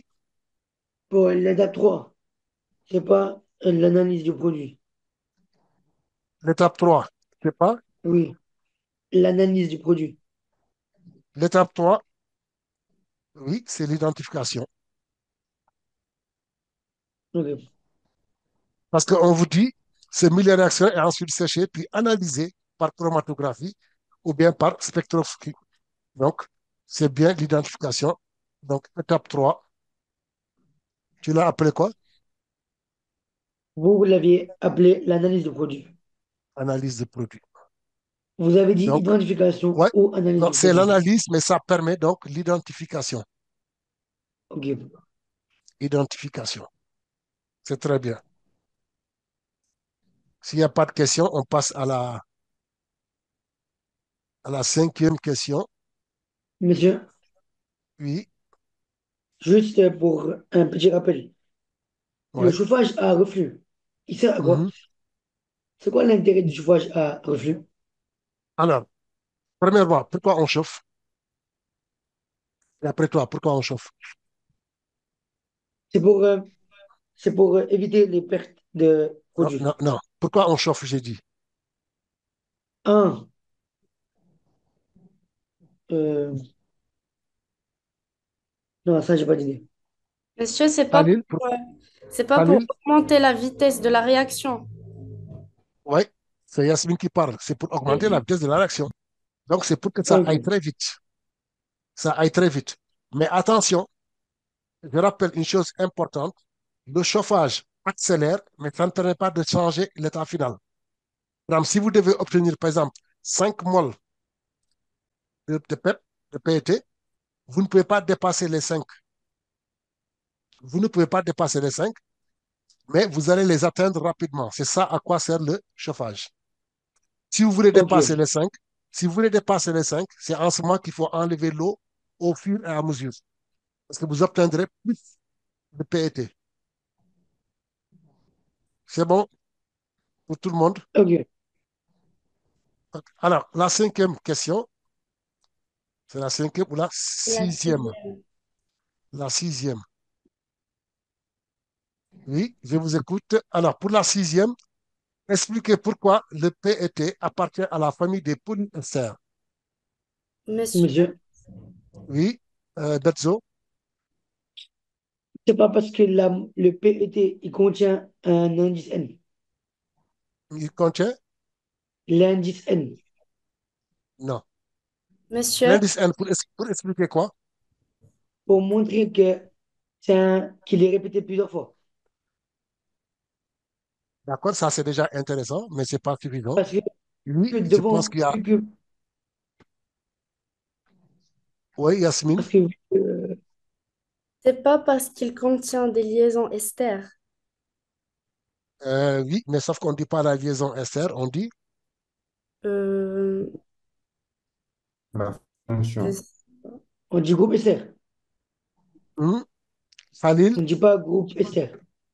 Oui, voilà, c'est ça, c'est le groupe ester. Et il en a combien? Deux. Un ou deux? C'est pas deux.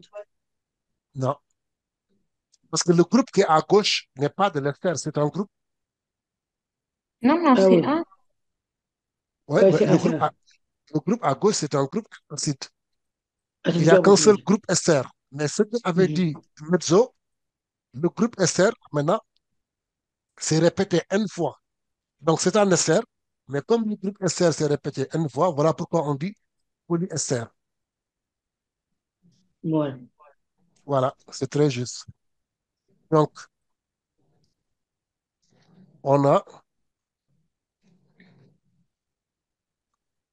un groupe ester N fois. Voilà pourquoi on dit polyester.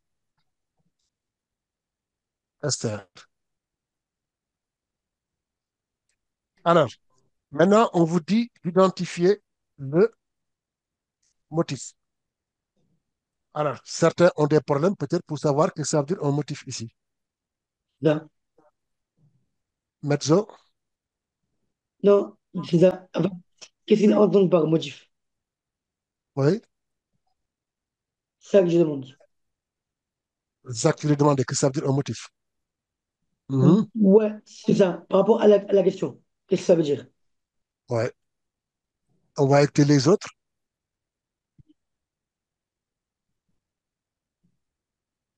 Personne ne réagit. Quand C'est pas le vous l'avez motif fait élémentaire. en, C'est pas le motif élémentaire. c'est le motif élémentaire, effectivement. Que vous avez vu où? En première, non? Hein? En première. Où? Dans quelle discipline? Ah, en maths. C'est pas un SVT. Ah, effectivement, on peut le voir en SVT, on peut le voir en maths, mais en physique, vous l'avez vu en enseignement scientifique. Ah, ok. Alors, le motif, c'est ce que vous appelez en enseignement scientifique. Vous vous rappelez quand on cherchait La la maille population, élémentaire. combien de population il y avait dans une maille? Ah, Ah oui, oui, les cristaux, les cristaux. Oui, les cristaux, effectivement. Alors, le motif, c'est une structure de la molécule qui se répète plusieurs fois. Même dans la vie, quand on parle du motif du tissu, c'est quelque chose qui se répète plusieurs fois. Donc, d'après vous, quel est le motif qui se répète plusieurs fois ici? Quel est le motif? Quelle est la chose qui se répète plusieurs fois ici? C'est OH? Non. Attention, ce n'est pas dans votre cours, mais vous êtes censé le savoir. Il suffit seulement de regarder pour Cétone. trouver, hein. Oui, Monsieur, vous parlez bien dans la formule Cétone. PET. attendez, Maïcha, C'est pas cétone. non. On ne vous demande pas le groupe. C'est pas Attention, on vous demande quelle est CO2. la chose qui se répète CO2. dans, Ah, dans la molécule. CO. Non, c'est pas CO. Ah, c'est C2O. Non, c'est pas ça.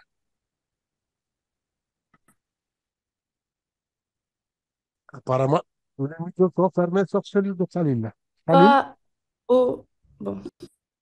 Khalil, tu ne vois pas ce qui se répète. Non, non, je sais pas. Alors, c'est ce qui est entre crochets, c'est tout. C'est c'est qui? l'ensemble qui est entre crochets. Ah oui, vu qu'il est répété N fois. Voilà, il a été répété une fois. Donc, c'est ce qui est entre crochets. Ah, Hmm?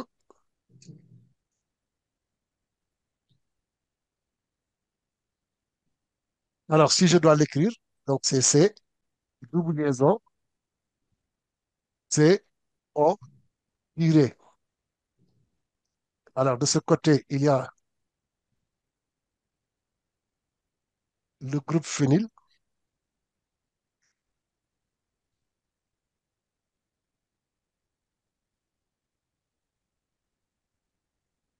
Après, il y a C, double liaison O,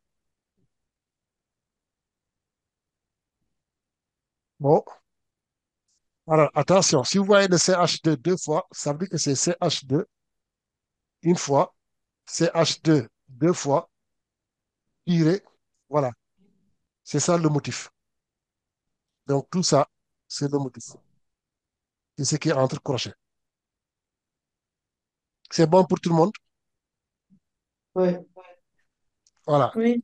Maintenant, huitième mois, on vous demande l'analyse du PET permet d'évaluer sa masse molaire. On vient de trouver sa masse molaire. Alors ici, il n'y a pas de question. La question, c'est pas la 9. La 9 n'est pas une question. C'est la suite logique de la question 8. On Non, vous monsieur, demande, la neuf, c'est une question. hmm, La neuf, c'est une question, parce qu'il demande d'estimer la voilà, valeur de n. la 8 n'est pas une question. Oui, non, non. La huit, c'est pas une Donc question. c'est la 9 qui est la question. Oui. Alors, sachant que la molécule, la masse molaire, bon, d'après vous, comment on doit trouver la masse molaire du PET? Qu'est-ce qu'il faut faire? On utilise la quantité de Monsieur, matière. Vas-y, Oui, vas-y. attendez, il y a Salut qui parle, oui. Ah non, non, si on connaît, exemple, la masse molaire de chaque molécule, de chaque atome, exemple, on connaît la masse molaire de l'oxygène, la masse molaire de l'hydrogène, Mhm, la masse molaire du carbone, on mhm. fait l'addition de tout, par exemple. Bon, je ne Moi, dis je pas pense c'est qu'il pas faut faux, juste mais d'abord c'est pas avoir très clair. je pense Oui, qu'il faut avoir la formule brute. À partir de la formule brute, on calcule la oui. masse molaire. À partir de la formule brute, on peut avoir la masse molaire. Mhm. C'est pas faux, c'est juste aussi. Oui. Mhm. Quelqu'un d'autre? Mezzo Bedawi? Ah non, il n'a pas levé la main. Ah On si? peut Non, aussi moi, utiliser j'ai une la réponse. quantité de matière. Non, on n'a pas la quantité de matière. On demande seulement de... Non, non, je vous aide, c'est tout simplement, hein. La question, c'est pas ça. Si vous regardez bien, quelle est la question? C'est de trouver le petit n. On appelle l'indice de polymérisation. Comment faire pour trouver le petit n? C'est ça la question. Vous suivez jusqu'à présent. Bon, maintenant, moi, je Oui. vous dis, si je vous demandais de me calculer la masse molaire du PET, qu'est-ce que vous allez faire?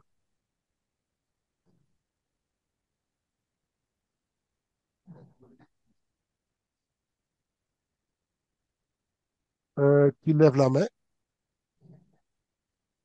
Personne. Alors, détermination de petit n. Alors, qu'est-ce que je fais? Je regarde ce qui est entre crochets. On regarde ce qui est entre crochets. Ce qui est entre crochets et on calcule sa masse molaire. Alors, ce qui est entre crochets, logiquement, c'est ce qu'on appelle, je l'appelle la masse du motif. Motif. Très bien. Après, qu'est-ce que si j'ai la masse molaire du motif, qu'est-ce que je fais après?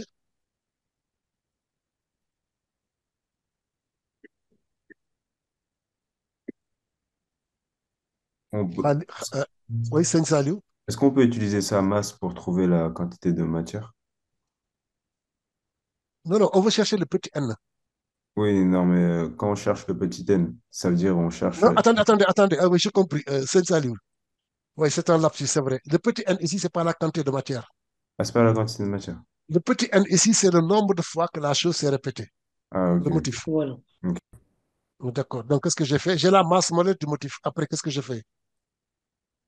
Monsieur, On vous utilise devez la pas Oui, relation. multiplier par fois n, ou bien? très bien. On multiplie par n. Mhm. Et ça, ce serait égal à quoi? À m, à la masse. Quelle masse? La masse de la bouteille en plastique de PET. Non, non, non, non. Ah non, la masse de PET, la masse de PET. Quelle masse de Une PET? bouteille de plastique. Quelle masse? Non, c'est la masse molaire de PET. Très bien. Voilà, ça, c'est Aline Khan qui parle. Mais il y a une petite erreur. Quelle est l'erreur?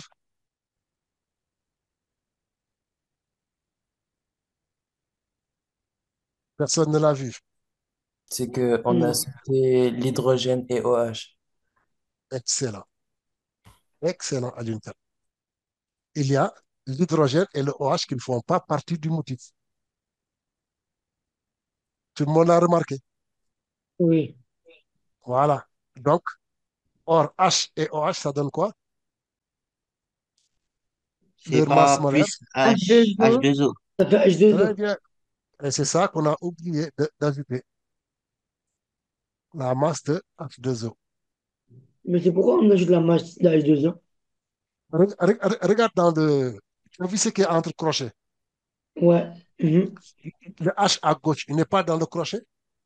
Oui. Et le OH à droite n'est pas dans le crochet. Ok. Donc, il y a leur masse qu'il faut ajouter à ce qui est dans le crochet. Ok, je vois. Voilà. Donc, avec ça, maintenant, je peux calculer le petit n. Donc, petit n va être égal à quoi? M de PED. Alors, c'est le grand M Gros M, PED. du PET. Mhm. Divisé. Non, Fois grand M de PET. Fois grand M de non, non, non. le premier. Regardez Ah non, bien là où j'ai. non, non, ouais, plus M Non, de H2O non. à moins. C'est moins M2. H2O divisé H2O. par Voilà. Divisé M par M Maintenant, motif. de, maintenant, le tout maintenant divisé Ok. par combien? La masse M du. motif. du motif. Voilà. Ok. Monsieur? Ouais. Alors, on vous donne la masse, oui, c'est pas les. Oui, Oui, en fait, c'est pour vous demander là, le calcul qu'on fait, ça va nous permettre de savoir combien de fois le motif s'est répété. exactement. Ok. Merci.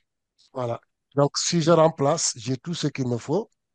Grand M, on a dit c'est 3600 Ouais, même si ça. moins H2O, c'est 18 18. et on divise Sur par 182. 192. 192. Les résultats nous donnent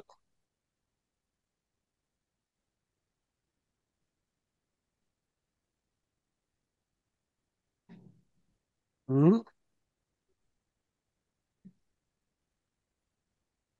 18, 18,6. d'accord, Virgule 65. 18,6. Tout le monde sait que N doit être 1. C'est un Ouais. nombre entier. Donc, qu'est-ce qu'on va prendre ici? On va prendre 19. C'est bon. Donc, N est égal à 19. 19.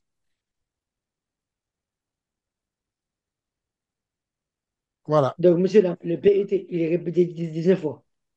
19 fois. C'est pas le PET. Ah, c'est le motif. Non, non, il faut enlever le P. Il va te rester seulement le ET. Ok. Voilà. Il s'est Pourquoi il n'y a répété. pas le P? Non, parce que le P, c'est celui qui dit le poli. Ah, ok, le P, c'est celui qui est poli. Ok. Voilà, le P veut dire poli. Le corps qui a été répété deux fois, c'est ET. Ok. Et ET, c'est le symbole d'Esther. Oui, c'est lui que vous avez dans le. C'est Ok. celui qu'on a à l'intérieur du Ok, c'est crochet. bon. Voilà. Mhm. Bon, maintenant, on connaît le nombre de motifs. C'est le N. Alors, on va à la question 10, qui devrait être logiquement la question 9. Déterminer en justifiant si la synthèse réalisée permet de fabriquer une bouteille. En plastique. Alors, je vous écoute. Personne n'a une idée. Monsieur, est-ce qu'il y a pas des informations en haut? Voilà, on va retourner en haut. Mhm.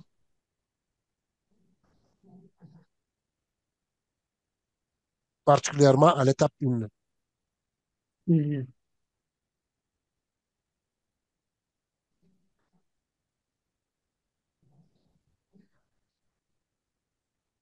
Monsieur, je voulais savoir, il n'y aura pas une masse qu'on va essayer de déterminer. Généralement, quand vous avez une réaction chimique, qu'est-ce qu'on cherche?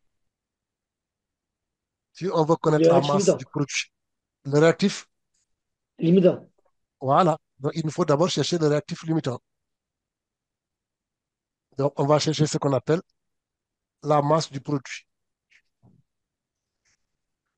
La masse de ET.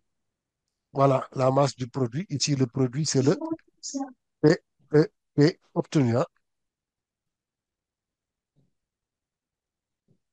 Alors, il nous faut d'abord chercher le réactif limitant.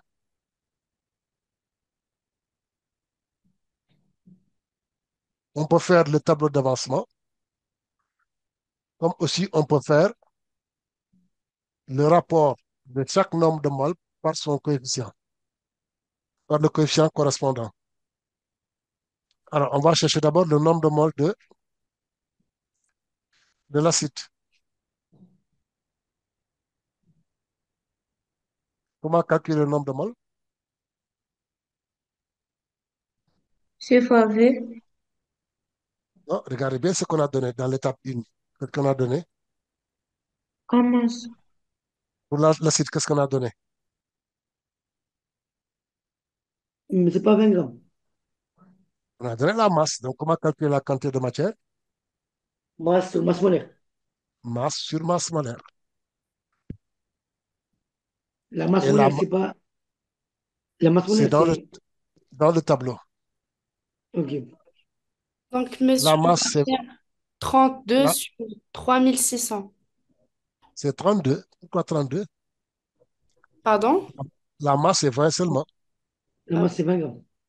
attends. 20,0 divisé par la masse molaire de l'acide, 166,14. c'est 166. 166,14. Voilà. Donc, le nombre de moles d'acide, c'est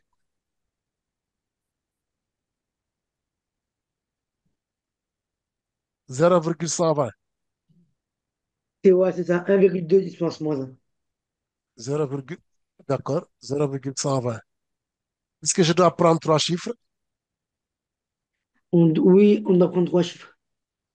Oui, parce qu'on voit que pour la Parce masse, que c'est trois chiffres, mais la masse moyenne, c'est cinq chiffres. 5. Donc, on prend trois chiffres. Très bien. On prend trois chiffres, c'est ça.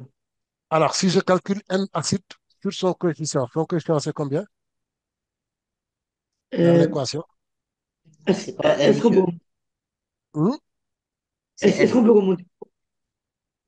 Ça se voit au-dessus de Ça se la voit pas page. trop. Voilà. Là, c'est bon. On doit diviser par combien?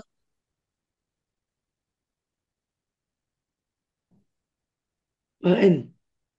N, c'est combien? On vient de calculer N, 19. 19. Alors, si on le fait,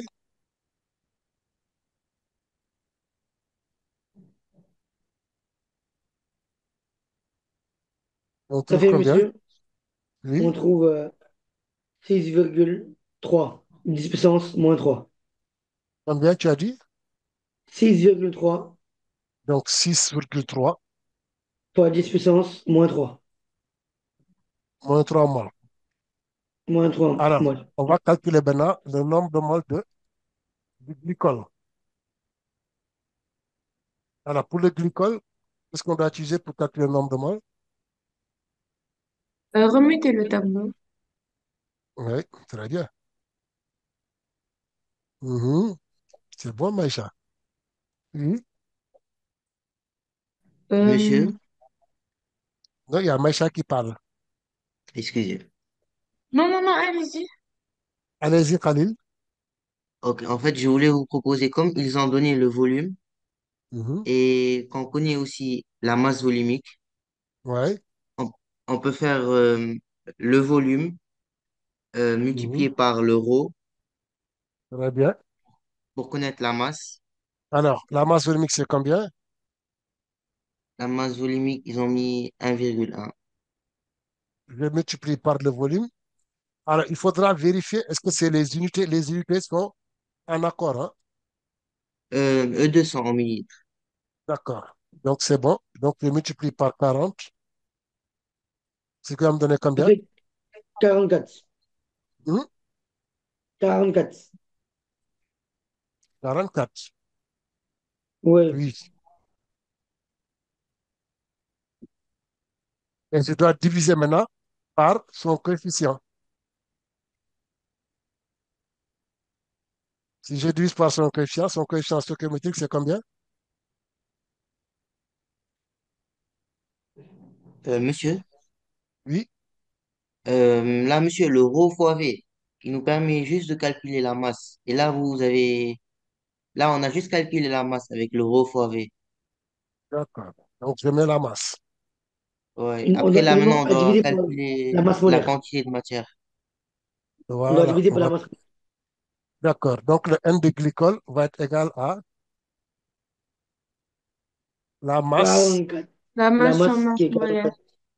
Très bien. La Ça masse, La c'est fait, masse en masse 44. molaire. La masse molaire, Divisé c'est par... combien? Est-ce c'est qu'on peut remonter en bas? 62,07.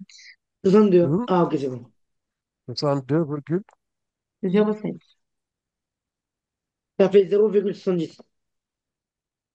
Ça fait 0,70. 70. 70. Hein? Oui. Ok. Après, on doit diviser par son coefficient. Mhm. Alors, le coefficient ici, c'est combien? Pas 19. Très bien, Maïcha. Le résultat nous Euh, donne. Ça fait Monsieur, 2,4. Hmm, monsieur, oui, pourquoi on divise par 19? c'est le coefficient stoichiométrique. Mais c'est le même pour tous les atomes. Note, regarde bien tu as vu l'équation de la réaction. Oui, Ils ont le même coefficient. parce qu'ils ont mis n devant. Et c'est le Oui, même ils ont n mis N. pour tout le monde. Oui, ils ont mis N, N pour les deux Ah, ok. réactifs. Ok, donc c'est bon. C'est bon, hein?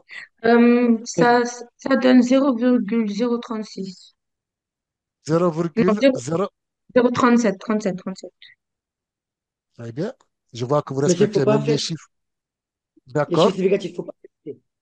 Oui, c'est ce qu'elle a respecté. Mais de base, on ne doit pas les mettre avec deux chiffres. Avec deux Non, chiffres. c'est avec 3 chiffres. Oui, c'est Non, avec deux Parce que chiffres. là, c'est pas avec deux chiffres. 0,037, c'est combien de chiffres? C'est C'est deux trois. chiffres significatifs. C'est deux chiffres. Parce Ah, qu'il y a le le zéro, zéro. Il y a les ça ne zéros. compte pas. Non, Oui. ça Ok, compte pas. ok. Mhm. Alors, maintenant, qu'est-ce qu'on va faire? On va les comparer. C'est de regarder le réactif limitant. Donc, on va Enfin, comparer les deux rapports. oui. Alors, on a N acide sur son coefficient qui est 19. On le compare à N de glycol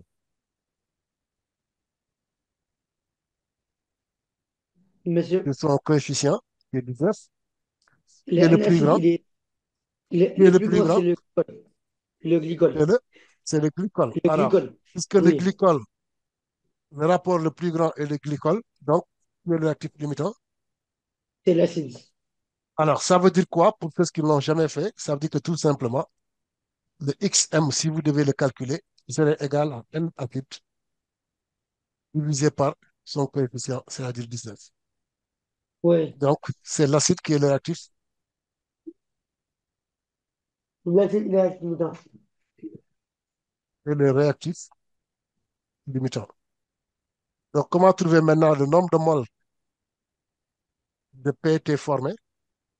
Le nombre de moles de PET formé, ça Hmm. vaut 19 X max. C'est 19X max. Comment tu Oui, sais que c'est 19X max?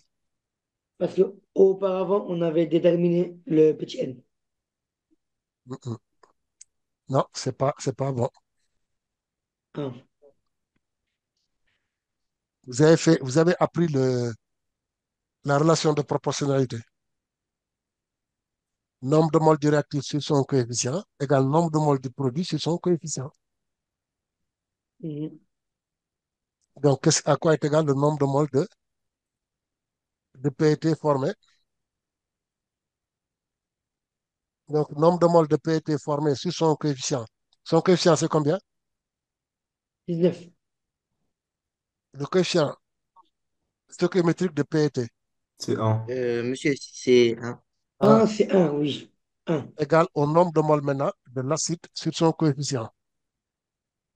Le nombre de moles de l'acide sur son coefficient, c'est Un. ça, 19. on l'avait calculé, c'était exactement. Ah oui, 19, 19. Mhm. Mais on l'avait calculé, on avait trouvé combien? Le nombre de moles, oui, ça fait 6,3 10 puissance moins 3. 6,3 10 puissance moins 3 moles. Donc voilà le nombre de moles de PET. Et comment calculer On va le maintenant multiplier, la masse de PET? on va le multiplier par sa masse molaire. Très bien. Égal à N de PET multiplié par sa masse molaire. La masse molaire, monsieur, on prend les 3600. On prend les. Oui, 3600. Parce c'est que ce qu'on a fait donner. en Ça bas, fait dans la donc suite du texte, ils ont dit que la masse molaire voilà, moyenne, c'est 3600. multiplié par 3600.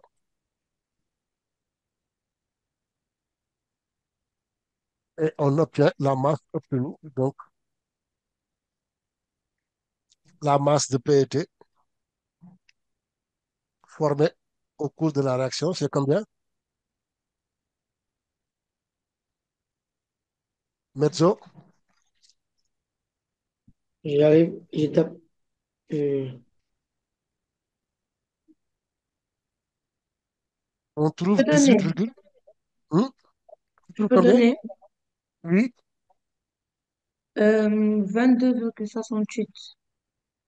22,68, ça fait combien? Ça fait 23. Ça fait 23 pour respecter Ça les fait chiffres 20. négatifs. D'accord, si on Oui, tient compte des 23. chiffres négatifs, ça fait 23. Très bien, Oui. 23. 23. Bah alors, monsieur, ça marche pas alors. Qu'est-ce qui ne marche pas alors? On peut pas faire une bouteille en plastique. Je pense qu'on a besoin de 32 grammes. Très bien. Et quelle était la question? C'était quoi? Est-ce qu'on peut fabriquer une bouteille en plastique? D'accord. Alors, la réponse est Non. la synthèse ne permet pas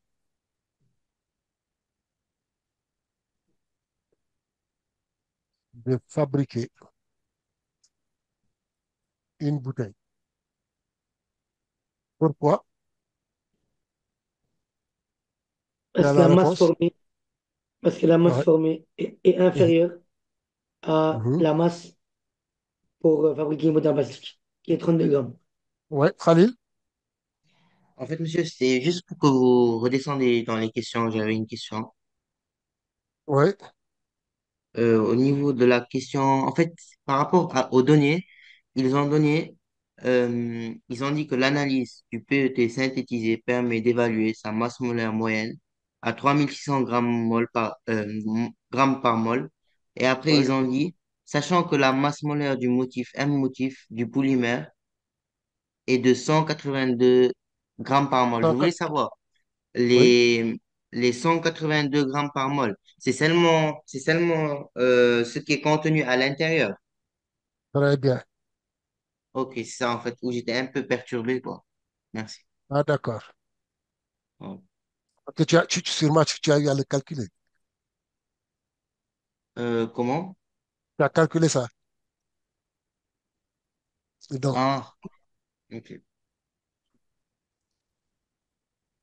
voilà. Donc, on vient de terminer l'exercice.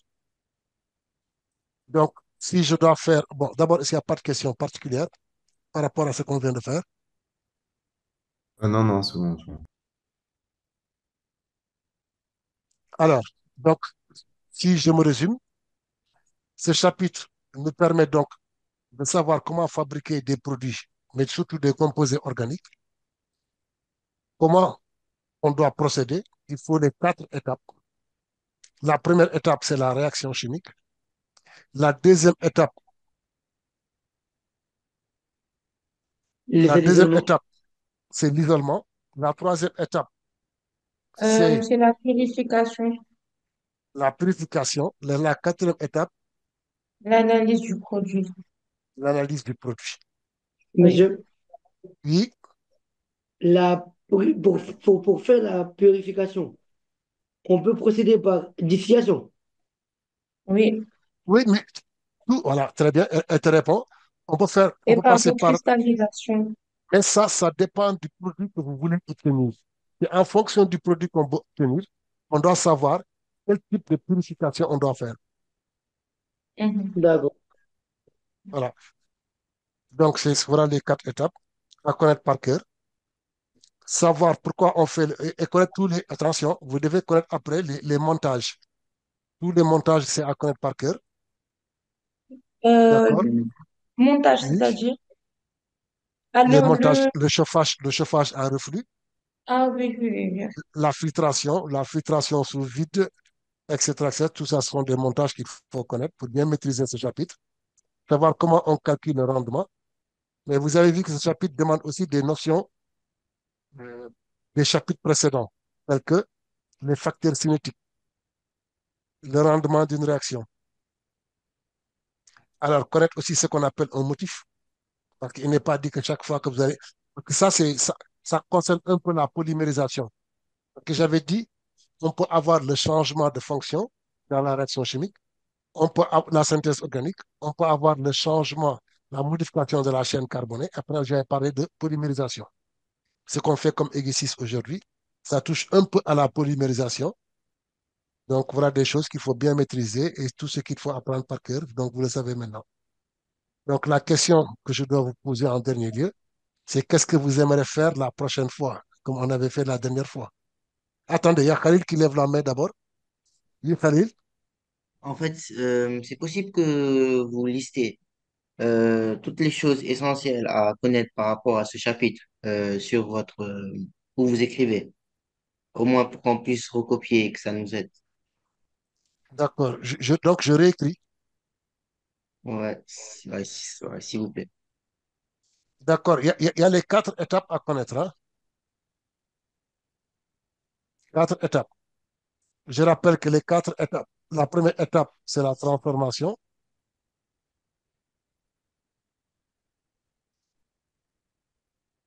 La deuxième étape, c'est l'isolement. La troisième étape, c'est l'étape c'est la purification. La dernière étape, c'est l'étape de l'identification, ou bien de l'analyse.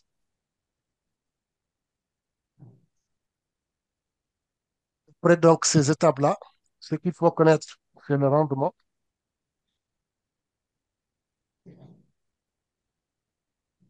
Bien sûr, quand je dis rendement, il faut connaître deux choses chez le rendement. La première chose, c'est comment le calculer, le calcul, le calcul du rendement, c'est à connaître. Puis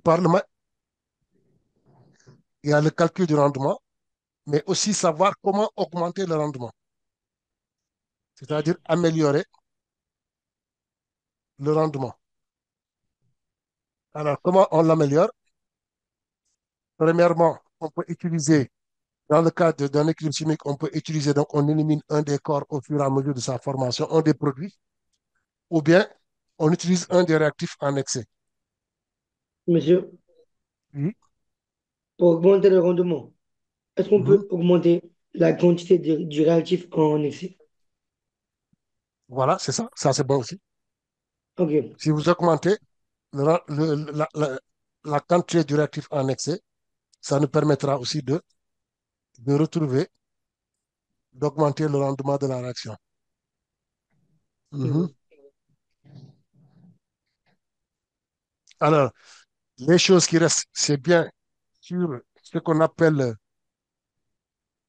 comment faire pour isoler, comment faire la purification, comment faire l'identification. Donc, voilà les choses intéressantes d'abord pour le chapitre, les quatre étapes, plus le rendement. Je rappelle que le rendement aussi joue le même rôle que ce que vous appelez plus, qu'on appelait dans les chapitres précédents, le taux d'avancement, XF sur Xmax, c'est le rendement aussi. XF, c'est la quantité obtenue et Xmax, c'est ce qu'on devrait obtenir, c'est la réaction totale. Attendez, Voilà. monsieur, Oui. le taux d'avancement, c'est le rendement. Quoi? Je n'ai pas entendu le taux Donc, d'avancement. vous avez dit, le taux d'avancement, c'est ça qui est le rendement. Joue le même rôle que le rendement. Je le même rôle que le rendement. Ok, Oui, c'est la même chose presque. Oui. la même chose, hein. Bon, maintenant, est-ce qu'il y a quelque chose que vous aimeriez voir la prochaine fois?